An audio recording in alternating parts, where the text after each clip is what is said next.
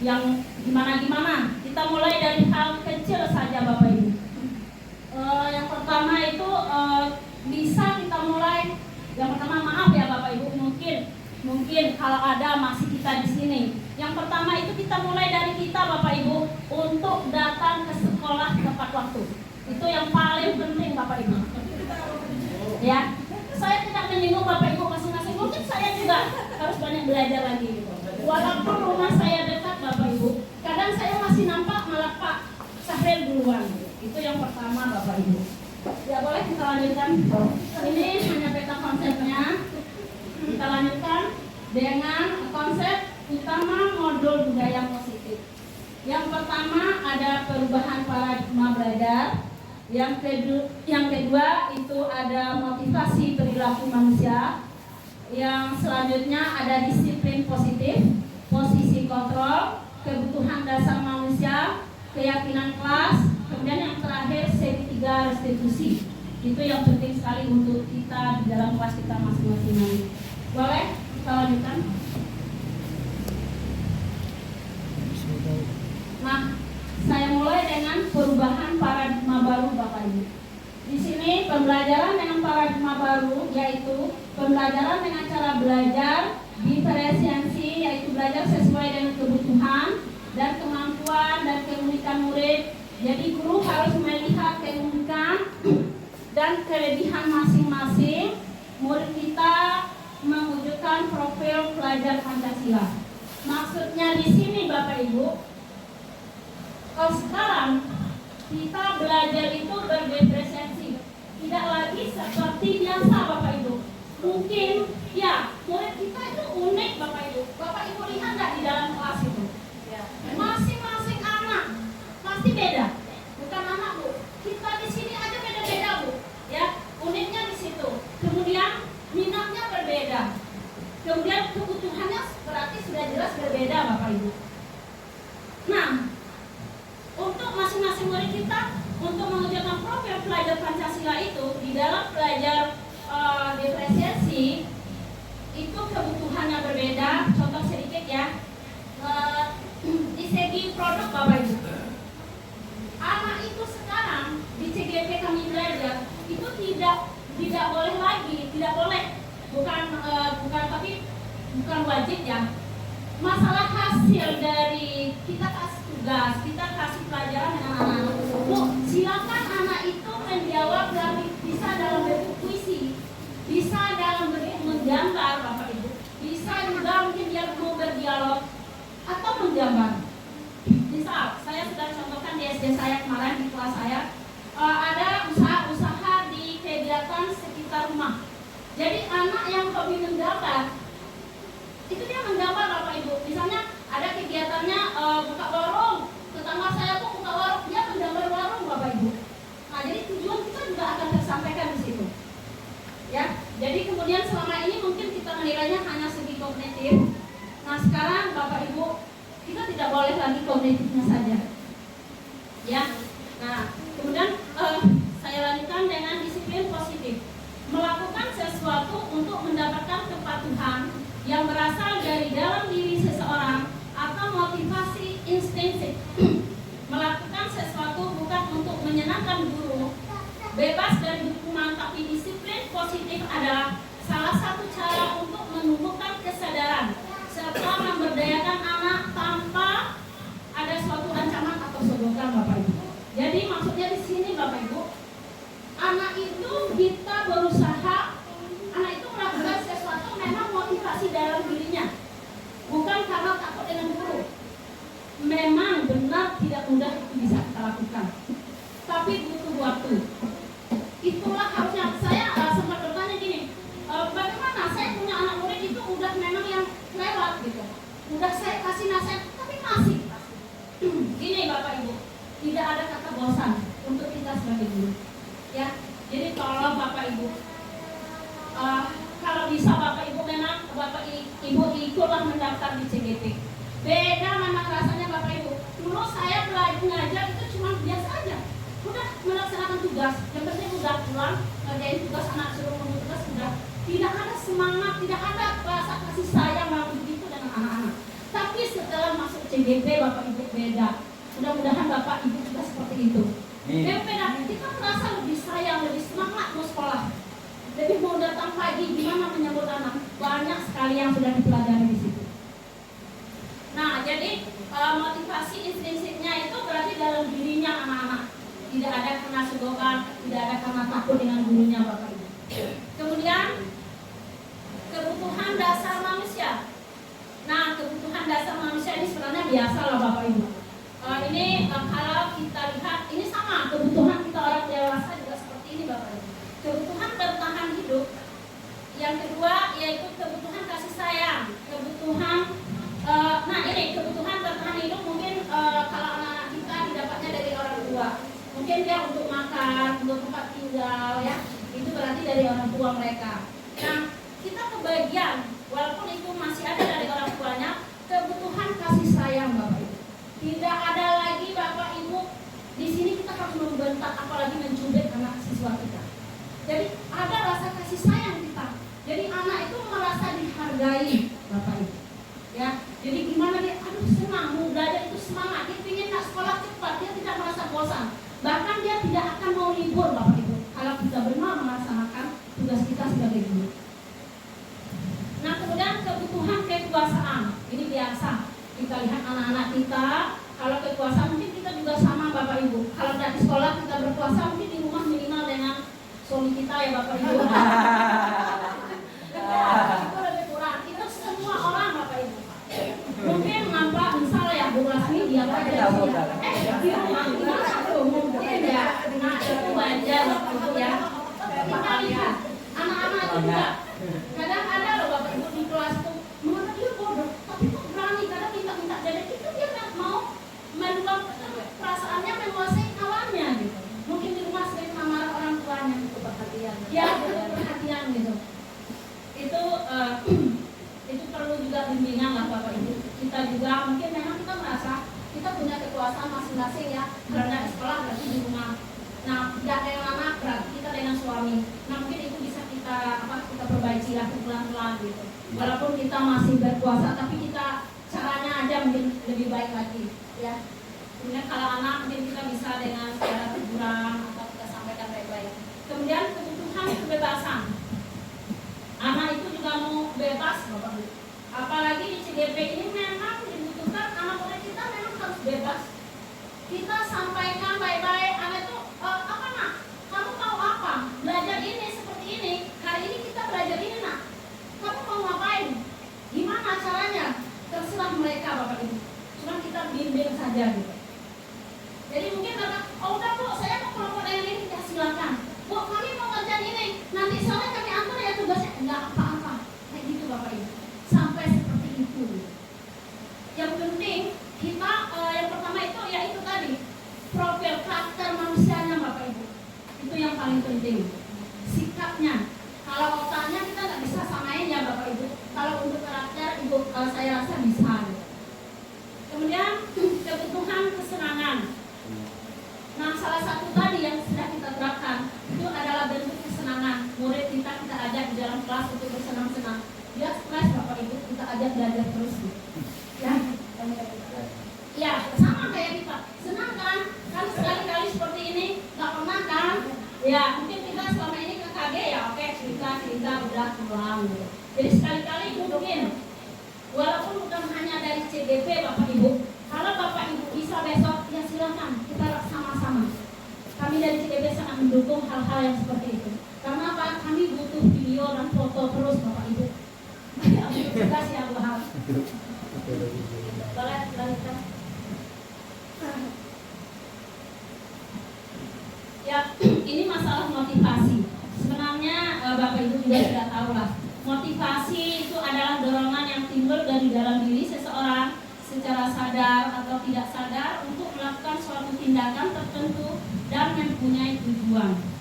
Kemudian motivasi itu terbagi dua.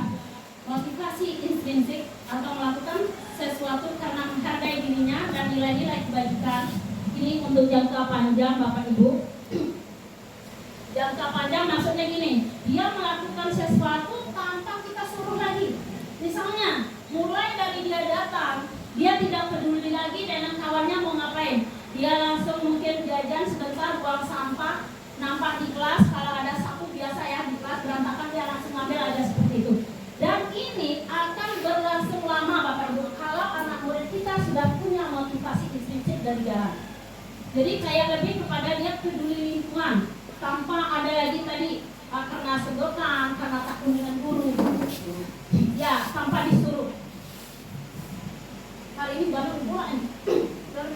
Ya, kemudian oke.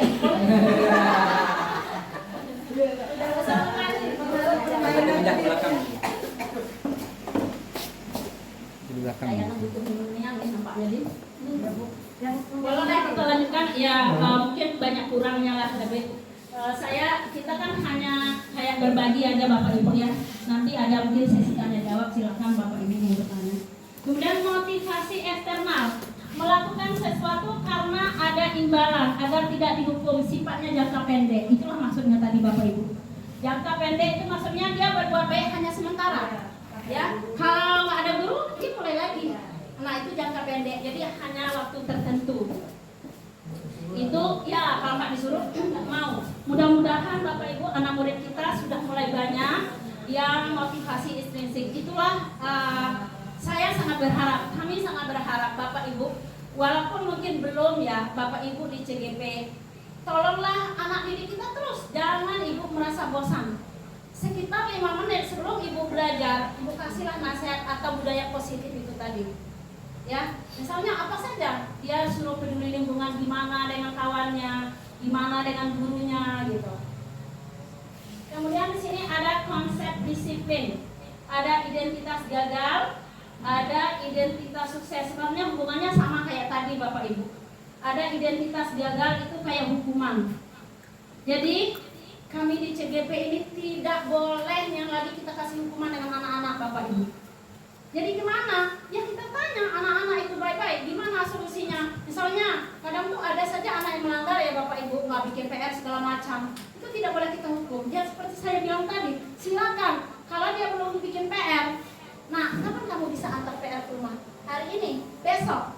Ya, silakan berjanji seperti itu. Jadi anak tidak merasa dihukum.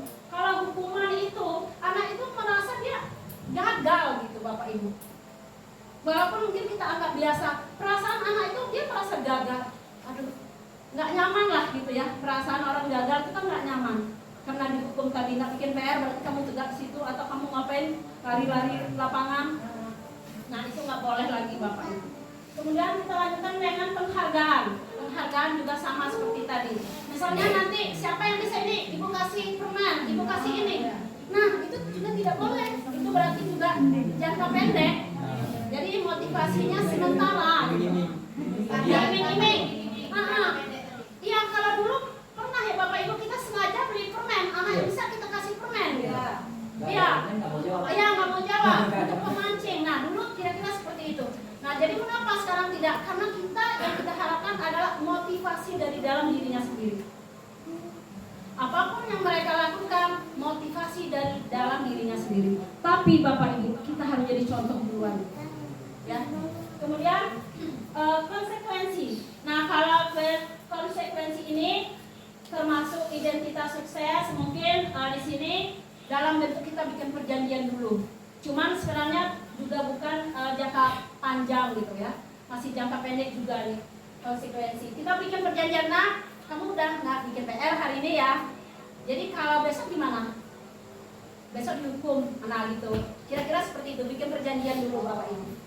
Itu namanya konsekuensi. Oke, anak itu mungkin tidak merasa gagal, dia merasa sukses lah hari itu, dia tenang lah untuk hari itu. Nah kemudian yang terakhir itu restitusi. Nah inilah Bapak Ibu yang kami harapkan, yang kita harapkan, yang diharapkan oleh pemerintah sekarang.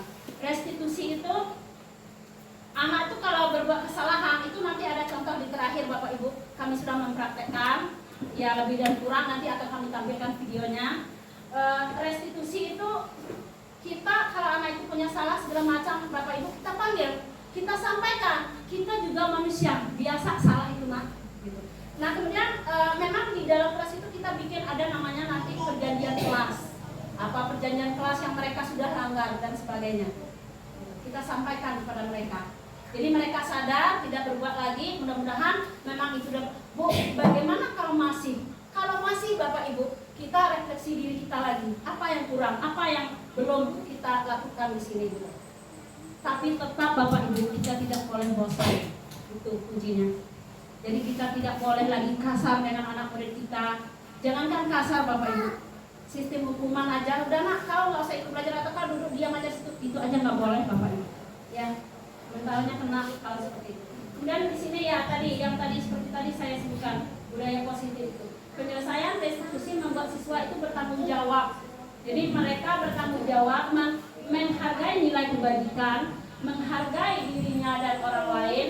Dia mengakui kesalahannya, memperbaiki kesalahannya dan mencari solusinya.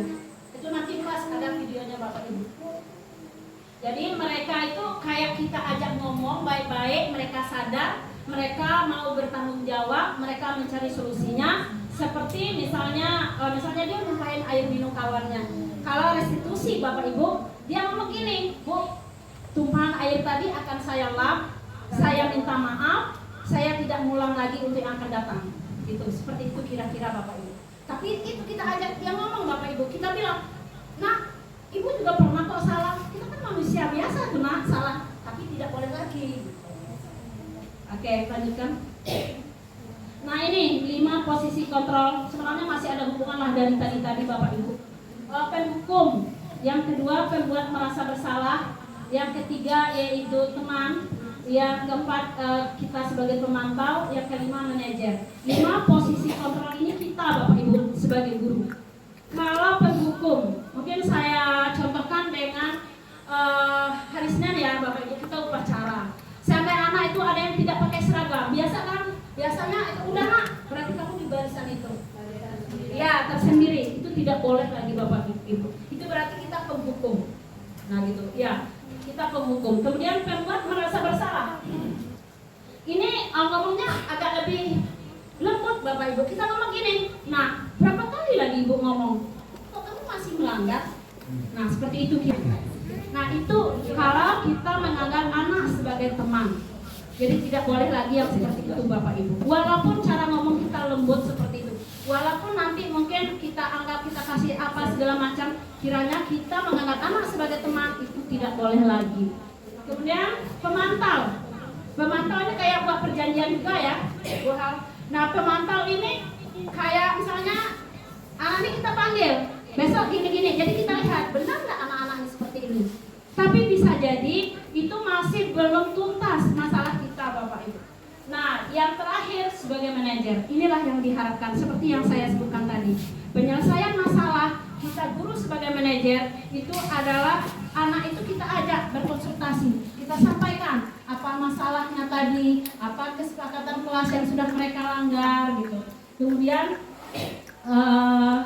apa yang mau dilakukan ke depannya gitu. Ibu juga pernah merasa salah, ibu juga manusia biasa. Nah itu seperti itu tadi. Jika siswa melanggar peraturan pada upacara bendera yang seperti saya jelaskan tadi, penghukum, hari ini kamu melanggar, maka berdiri pada barisan yang lain.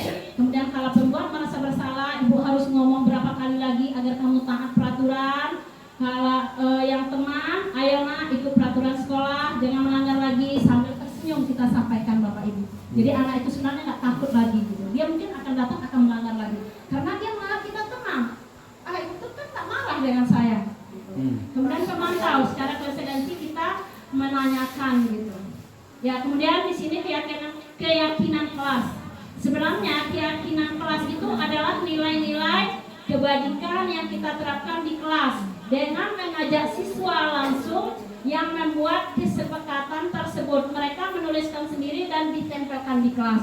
Jadi mungkin Bapak Ibu pulang kita dari sini, luangkanlah waktu, ajak anak-anak kita membuat kesepakatan kelas dengan cara kesepakatan kelas itu peraturan kelas. Selama ini juga sudah ada, cuma tidak mereka yang buat Bapak Ibu. Biasanya kan peraturan-peraturan biasa gitu. Nah sekarang iya guru yang buat, guru yang ini kamu harus ini, anak harus yang ini. Nah kalau keyakinan kelas itu tidak mengatakan tidak boleh lagi. Misalnya langsung aja Bapak Ibu buang sampah pada tempatnya. Berarti tidak boleh buang. Nggak usah lagi tidak boleh itu di peraturan.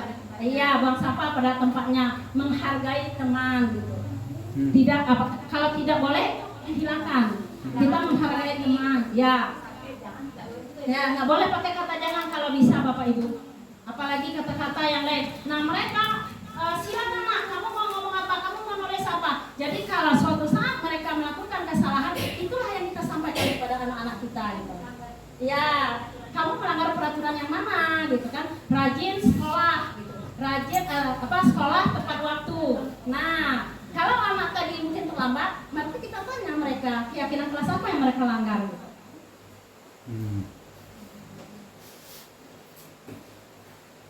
Ya tadi inilah yang segitiga restitusi Bapak Ibu menstabilkan. Nah di segitiga restitusi yang kita posisi guru kita sebagai manajer, jadi ada 3 Bapak Ibu. Yang pertama itu menstabilkan identitas. Kita tanya dulu dia ngapain marah tadi atau dia mengapa terlambat gitu. Kita juga pernah melakukan salah. Kemudian kita akan melakukan hal baik sesuai kemampuan. Setiap orang pasti melakukan kesalahan. Kemudian yang kedua validasi tindakan. Setiap perilaku mempunyai alasan. Jadi kita tanya alasan mereka, mengapa tadi minggu teman, mengapa terlambat. Nah itu yang kita tanyakan kepada siswa kita. Kemudian menanyakan keyakinan kelas seperti yang sudah saya jelaskan tadi. Apa keyakinan kelas yang mereka langgar. Terima kasih Bapak Ibu hebat. Ya, itulah yang dapat saya sampaikan.